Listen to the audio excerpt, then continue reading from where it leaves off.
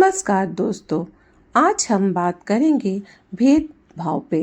एक ऐसा शब्द जो हमें अंदर से झंझोर के रख देता है और सोचने पर इतना विवश कि क्या कर रहे हैं, क्या दे रहे हैं हम अपने समाज को और आने वाली पीढ़ी को। तो और कब तक और कैसे हम इससे उबर पाएंगे इस भेदभाव की नीति से। तो सुनाने से पहले हम जानने की ज़रूरत है कि भेदभाव कैसे और कब होता है, दूसरे के साथ और हमारे साथ कैसे होता है भेदभाव। पहला, लिंग भेद के नाम पर, शिक्षा के नाम पर, नौकरी में, यहाँ तक कि स्वास्थ्य सेवाओं में भी भेदभाव देखा जा सकता है। लिंग भेदभाव में किसी मनुष्य के लिंग के आधार पर नकारात्मक असमानताएं का व्यवहार किया जाता है। उनकी विकलांगता पर, जातीयता पर, धर्म पे, यहाँ तक कि उनकी भाषा और उनकी संस्कृति पे भी, जिसमें हम एक ही समय पर कई आधार शामिल हैं। अक्सर भेदभाव अपनी अज्ञानता से उपजा होता है। जब हम किसी ऐसे मनुष्य से डरते हैं या उसे गलत समझते हैं जो हमसे बिल्कुल ही अलग हो, तो हम उसके साथ एक अलग सा ही व्यवहार करने लगते हैं और कहीं ना कहीं हमारा ये व्यवहार हमारी अज्ञानता के कारण सामने आने वाले व्यक्ति को हमारे भेदभाव का शिकार बना लेता है। वैसे तो भेदभाव व्यक्तिगत स्तर पे होता है, लेकिन ये हमारे अज्ञानता और हमारी मानसिकता को दर्शाता है। फिर भी हम अपनी विभिन्न तरीकों पर ध्यान नहीं देते, जिससे हमारी ओर से और लोगों को बढ़ावा मिलता है।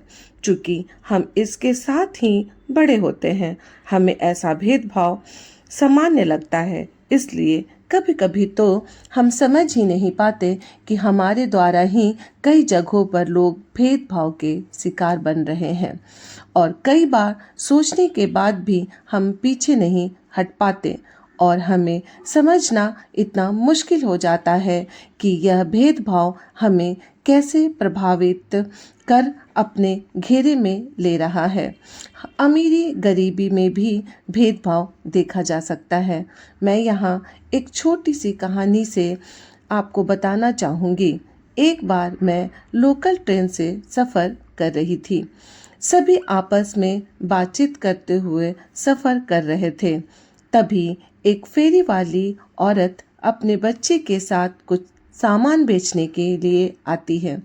किसी ने तो लिया और किसी ने नहीं। सब आपस में नजरे से ही बातें करने लगे कि कहीं ये बच्चा हमारे बगल में न तो बैठ जाए। यही सोच के साथ वो अपने सीट पर फैल कर बैठ जाते हैं। बच्चा चुपचाप अपनी माँ से चिपका खड़ा रहता है। किसी ने तो उसे बैठाया नहीं, बल्कि और उसे अजीब नज़रों से घूर रहे होते हैं। तभी अगले स्टेशन पे एक अमीर महिला अपने बच्चे के साथ आती है, उसी बॉगी में। मैं तभी सभी अचानक से उसकी नज़रें बच्चे पे पड़ती है और सभी मिलकर उसे प्यार करने लगते हैं और प्यार के साथ साथ अपने पर्स से निकालकर चॉकलेट भी देते हैं। वहीं वह गरीब बच्चा एकटक सभी को निहारता रहता है। ये भी एक तरह का भेदभाव ही तो है, जहाँ आप बच्चों के मासूम मन में बचपन से ही ये बैठा देते हैं कि कहीं ना कहीं तो तुम हमसे अलग हो। ये ही भावना कहीं ना कहीं उस बच्चे के मन में इस समाज के प्रति घृणा पैदा करती है।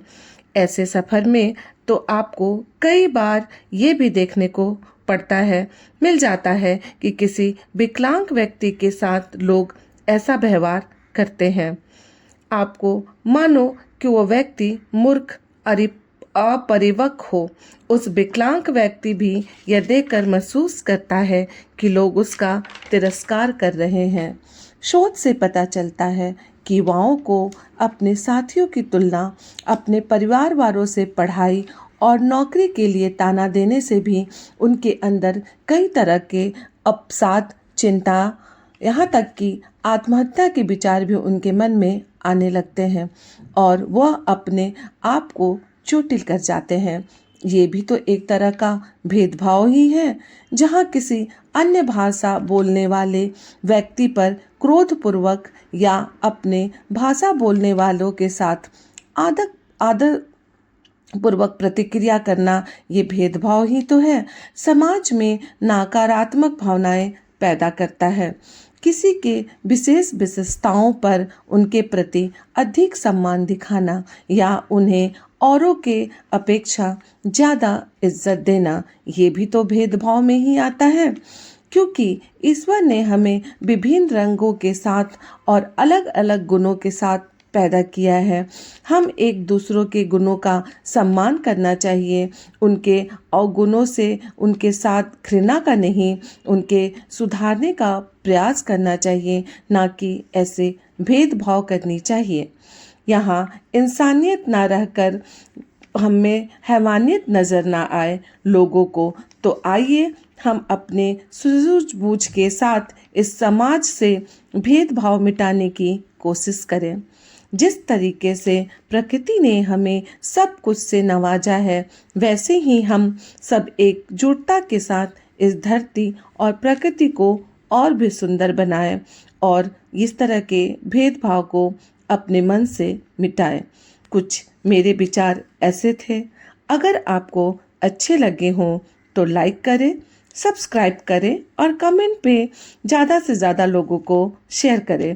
और आपके पास भी कोई ऐसी कहानियाँ या ऐसे विचार हों तो हमारे साथ साझा ज़रूर करें। मैंने ईमेल आईडी में अपना डिस्क्रिप्शन दे रखा, में जाएं और हमें मेरी ईमेल आईडी पे अपने विचार और अपनी कुछ ऐसी कहानियाँ हमें भेजें। धन्यवाद।